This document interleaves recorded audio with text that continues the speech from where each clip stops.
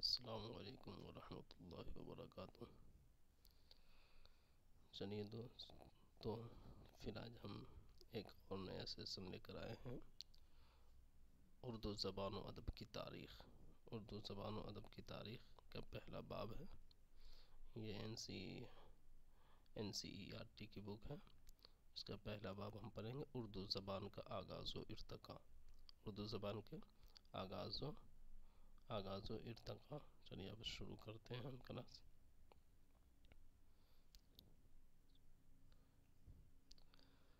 اردو زبان کا آغاز و ارتقاء۔ زبان سماجی زندگی میں اظہار و ترسیل کا سب سے مؤثر ذریعہ ہے۔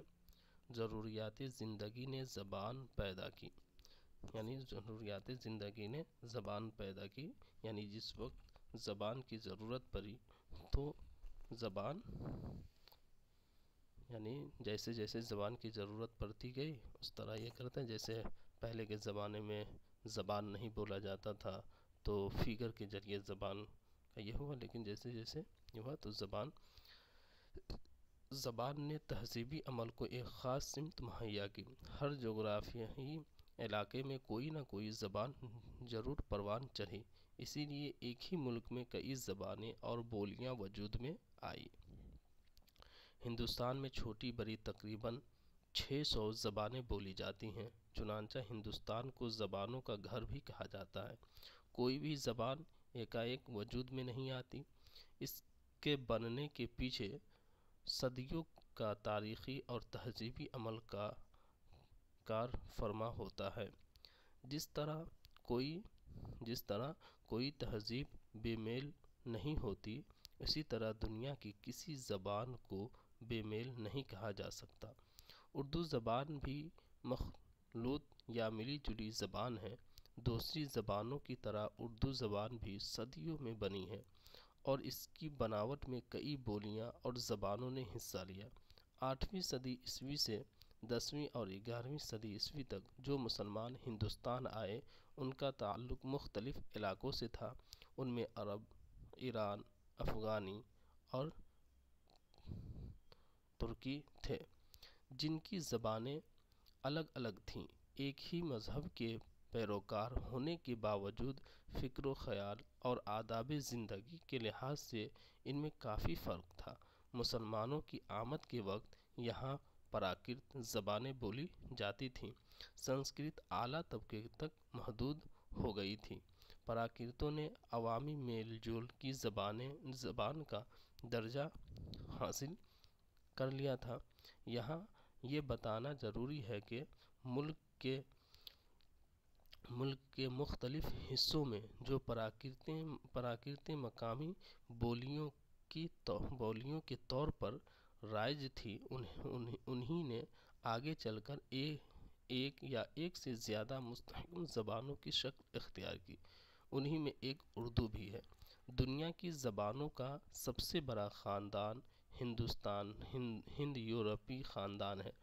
اسی ہند یورپی خاندان کی ایک مشرقی شاخ ہند آریائی کہلاتی ہے۔ ہند آریائی کی ارتقائی شکلیں جدید ہند آریائی زبانیں کہلائیں، جن میں سے ایک اردو بھی ہے۔ ہند آریائی زبانوں کو درج ذیل ادوار میں تقسیم کیا گیا ہے۔ اب اردو زبان کی تاریخ۔ قدیم ہند آریائی زبان، یعنی 1500 قبل مسیح سے لے کر 500 قبل مسیح تک، اور وسطی ہند آریائی 500 قبل مسیح سے لے کر 600 عیسوی تک پراکرتوں کا زمانہ۔ جدید ہند آریائی 600 عیسوی سے 1000 عیسوی تک اپبھرنشوں کا زمانہ۔ ویدک سنسکرت ہند آریائی کی ابتدائی شکل، یعنی کلاسیکی سنسکرت۔ پراکرتیں قدرتی زبانیں، اس میں دیکھیے کتنا آ جائے گا: پشاچی، اردھ مگدھی، مگدھی، شورسینی، مہاراشٹری۔ اب شورسینی اپبھرنش۔ مغربی ہندی کے 5 بولیاں: کھری بولی، بانگرو ہریانی، برج बुंदेली कनौजी। अब खड़ी बोली के दो टाइप्स, उर्दू और हिंदी, इसीलिए उर्दू को माई जाई, उर्दू और हिंदी को माई जाई बहनें कहा जाता है कि दोनों बहनें हैं। अब कदीम हिंद आर्याई को वैदिक और क्लासिक संस्कृत के नामों से मौसूम किया जाता है। वस्ती हिंद आर्याई ज़बानों को प्राकृत के झेल में लिया जाता है, जिनमें एक शौर सैनी भी थी। शौर सैनी प्राकृत से शौर सैनी अपभ्रंश वजूद में आई और इससे मगरबी हिंदी निकली। इस मगरबी हिंदी से जो ज़बानें और बोलियां पैदा हुईं, उनमें एक खड़ी बोली भी है और बोली है जो उर्दू और हिंदी दोनों का सर चश्मा है। हर ज़बान का एक रस्म ख़त होता है, यानी रस्मुल ख़त होता है, यानी लिखने का जो रस्मुल ख़त होता है। ज़्यादातर जदीद ज़बानों के रस्म ख़त दूसरी ज़बानों से माखूज़ हैं, जैसे उर्दू ने अरबी व फ़ारसी रस्म ख़त, हिंदी ने नागरी और यूरोपी ज़बानों ने रोमन रस्म ख़त इख्तियार किया। इसी तरह वो ज़बान ज़िंदा कहलाती है जो दूसरी बोलियों और ज़बानों के अल्फाज कबूल करती रहती है। उर्दू एक ऐसी ही ज़बान है जिसमें अफ़आल और उनको बरतने और बदलने के तरीक़े हिंदुस्तानी हैं। अरबी, फ़ारसी और तुर्की के इन अल्फाज की तादाद ज़्यादा है जो हिंदुस्तान की दूसरी ज़बानों में भी राइज हैं और जो अवाम में भी रोज़मर्रा की हैसियत रखते हैं। दूसरी ज़बानों से मुराद पंजाबी, कश्मीरी, सिंधी, मराठी, गुजराती और बंगाली हैं। पंजाबी, कश्मीरी, सिंधी, सराइकी और पश्तू का रस्म ख़त उर्दू से मिलता जुलता है। पंजाबी गुरमुखी में भी लिखी जाती है। रस्म ख़त के फ़र्क के बावजूद उर्दू और हिंदी के कवायद के उसूल तकरीबन एक जैसे हैं, इसीलिए दोनों ज़बानें आपस में बहनें कहलाती हैं। ये सवाल भी अक्सर किया जाता है कि उर्दू हिंदुस्तान के किस इलाके में पैदा हुई। ज़बान के बाज़ माहिरीन का ख़याल है कि उसने पंजाब में जन्म लिया, क्योंकि जब दिल्ली के इर्द गिर्द उर्दू अपनी शक्ल बना रही थी, उसी ज़माने में पंजाबी ज़बान भी बन रही थी। बाज़ लोगों का असरार है कि उर्दू दक्कन में पैदा हुई। ये ख़याल शायद इसलिए पैदा हुआ कि उर्दू का कदीम मजहबी और अदबी सरमाया दक्कनी में मिलता है। पहले ये ख़याल भी आम था कि उर्दू ब्रिज भाषा से निकली है। अब लिसानियात के बेशतर माहिरीन का फ़ैसला यह है कि उर्दू दिल्ली और उसके कुर्बो जवार के इलाकों में बोली जाने वाली खड़ी बोली से निकली है। पंजाब से दिल्ली की न सिर्फ ये कि हदें मिलती हैं, बल्कि दिल्ली का पंजाब वालों से और पंजाब से दिल्ली वालों का घर आंगन का रिश्ता है। खड़ी बोली का दूसरी बोलियों से भी मेल जोल था। ये असर पंजाबी में भी देखा जा सकता है। अलाउद्दीन खिलजी के बाद 1327 में जब मोहम्मद बिन तुगलक ने दक्कन की तरफ कूच किया और दौलताबाद को दारुल सल्तनत बनाया, तब बड़ी तादाद में आबादियाँ भी मुंतकिल हुई। उनमें दिल्ली शहर के आम बाशिंदों के अलावा ताजिर, सूफिया कराम और फौजी भी थे। अपने ज़रूरी साजो सामान के अलावा शुमाल में बोली जाने वाली खड़ी बोली और दूसरी बोलियां भी उनके साथ थी। उर्दू इनसे फ़ायदा उठा रही थी। एक बरस बाद ही मोहम्मद तुगलक फिर दिल्ली लौट आया। बहुत से लोग उसके साथ वापस आ गए और बहुत से वहीं आबाद हो गए। अलावा उसके जो सूफिया, ताजिर और फौजी दक्कन की तरफ सफ़र करते थे, उनके लिए सबसे बेखतर راستہ گجرات سے ہو کر جاتا تھا۔ یہ لوگ جہاں جہاں پہنچے ان کے ساتھ اردو بھی تھی، جسے زبان دہلوی بھی کہا جاتا ہے۔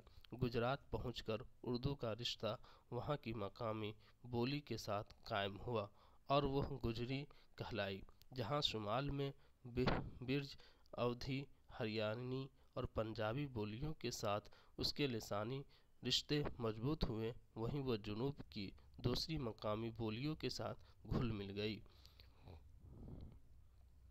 اس امر کی بھی اہمیت ہے کہ جو صوفیہ کرام یا بادشاہ یا فوجی دوسرے ملکوں سے ہندوستان آئے، وہ یہیں کے ہو کر رہ گئے۔ ان کے رہن سہن کے طریقوں، ان کی رسومات اور خیالات نے یہاں کی زندگی پر گہرا اثر ڈالا اور یہاں کی تہذیبی زندگی ان کے ذہن و فکر پر اثر انداز ہوئی۔ اس طرح اپنی ملکی یا مادری زبان سے رفتہ رفتہ ان کے رشتے کمزور پڑنے لگے۔